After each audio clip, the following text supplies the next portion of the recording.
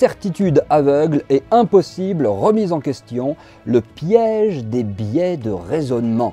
Vous allez voir, c'est formidable. Pour le résumé de la paracha, je ne vais pas le faire dans la vidéo, on va passer tout de suite au vif du sujet. On va expliquer ce que c'est que les biais de raisonnement. Avec les biais de raisonnement, c'est comme si la science venait nous expliquer comment fonctionne le Yetzer Hara en hébreu. Vous savez, le mauvais penchant, la nature charnelle, animale de l'homme. Les mécanismes psychologiques, spirituels dans l'âme qui aboutissent à des erreurs de jugement, qui aboutissent à toutes sortes de situations parfois très conflictuelles en nous-mêmes, avec notre entourage. Des biais de raisonnement, il y en a des centaines relevés par les scientifiques. Toute l'étude de la Torah nous permet justement d'éclairer tous ces pièges qui nous font souffrir, qui nous font perdre du temps, qui font qu'on est en conflit, qui font qu'on dit toutes sortes de lachon hara, de médisance, de mauvais propos sur les uns, sur les autres, qu'on va jusqu'à vendre nos frères pour n'importe quoi. On est dans des jugements d'apparence, on se trompe, on conclut trop vite sur des éléments qui sont infiniment plus complexes, on manque d'humilité, on est plein d'orgueil, plein de certitude, on ne le voit plus et finalement on dit n'importe quoi et on est déréglé, complètement déréglé à cause de tous ces biais-là.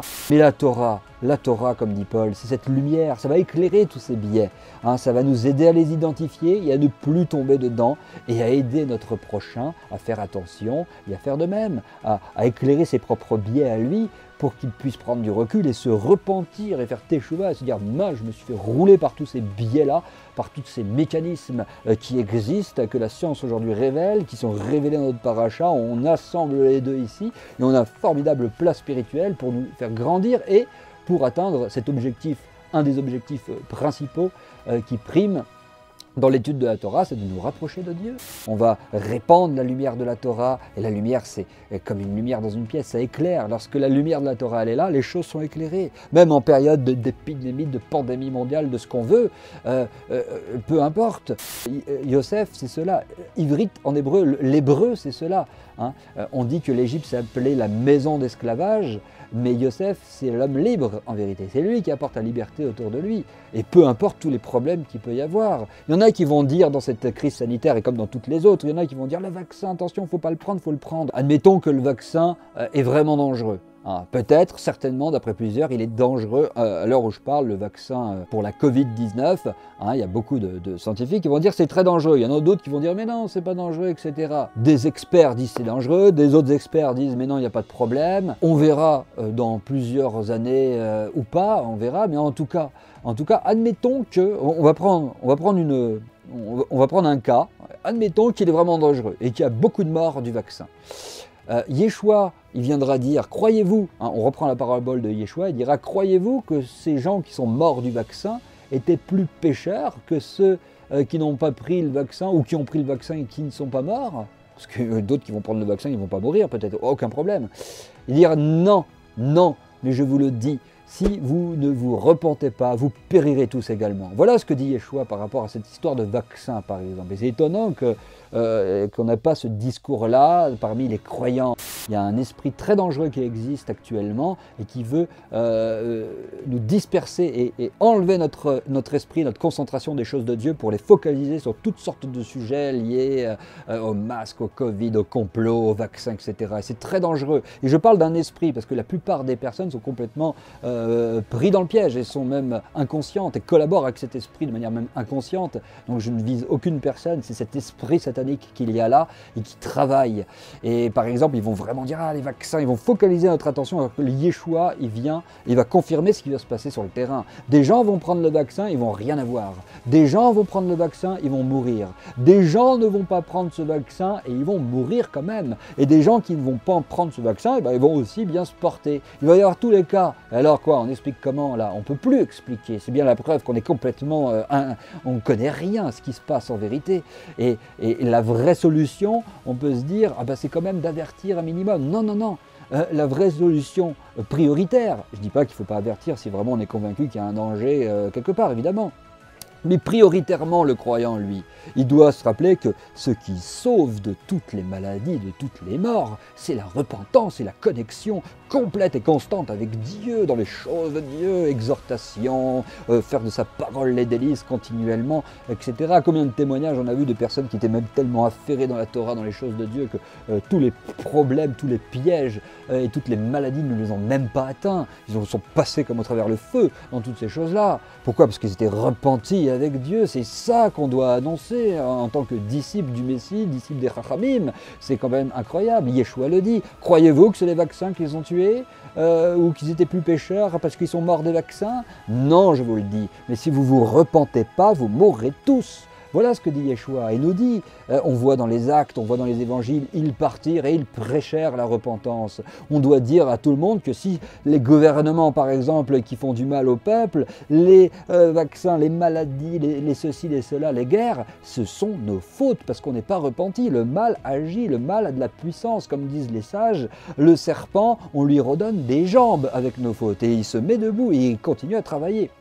Mais quand on se repent, qu'on est dans l'étude de la Torah, qu'on parle des choses de Dieu, qu'on pense les choses de Dieu, qu'on médite les choses de Dieu, qu'on cherche le royaume de Dieu premièrement, comme dit Yeshua, eh bien, à ce moment-là, on coupe les jambes du serpent et retrouve à son stade de rampant et le talon du Mashiach l'écrabouille.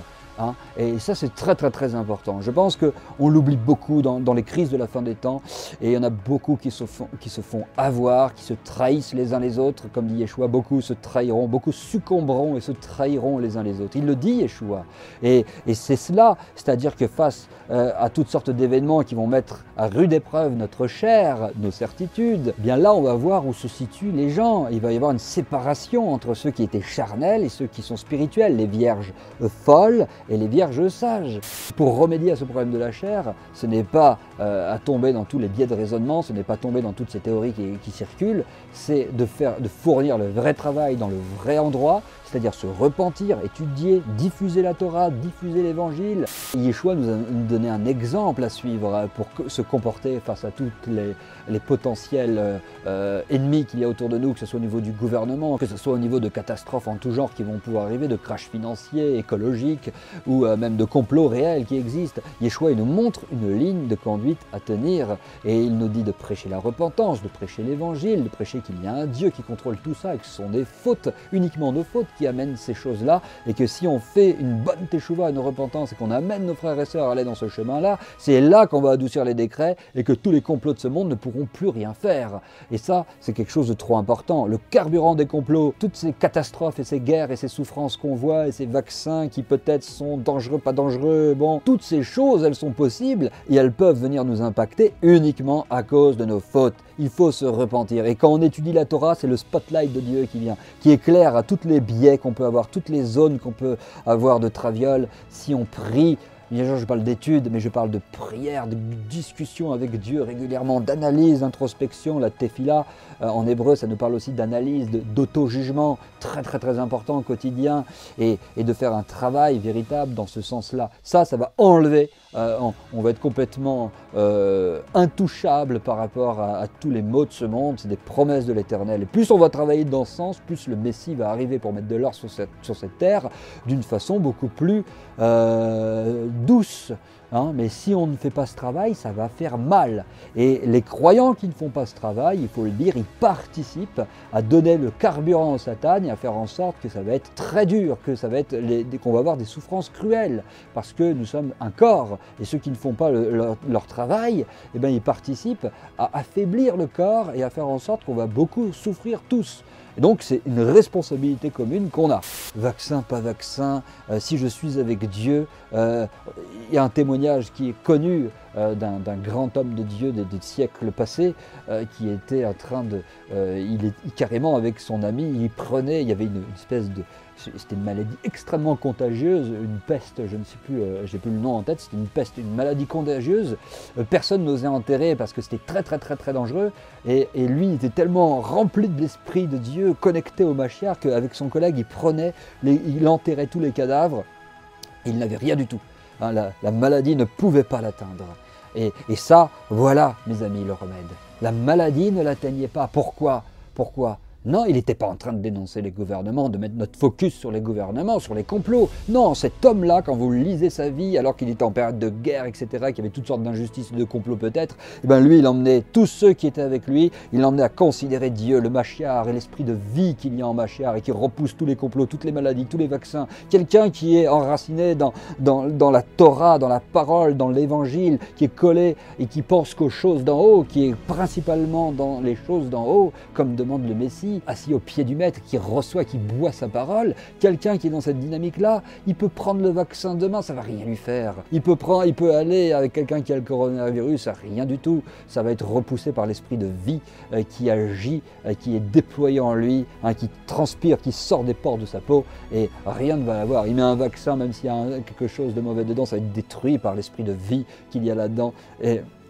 Qu'il y a dans son corps, pardon, et donc tous les corps étrangers, néfastes, diaboliques qui pourront venir vont être littéralement fondus, comme un métal qui fond dans la lave. Le feu de l'esprit va faire fondre toutes ces choses-là. Et donc, c'est ça le vrai travail. C'est là qu'on doit vraiment travailler.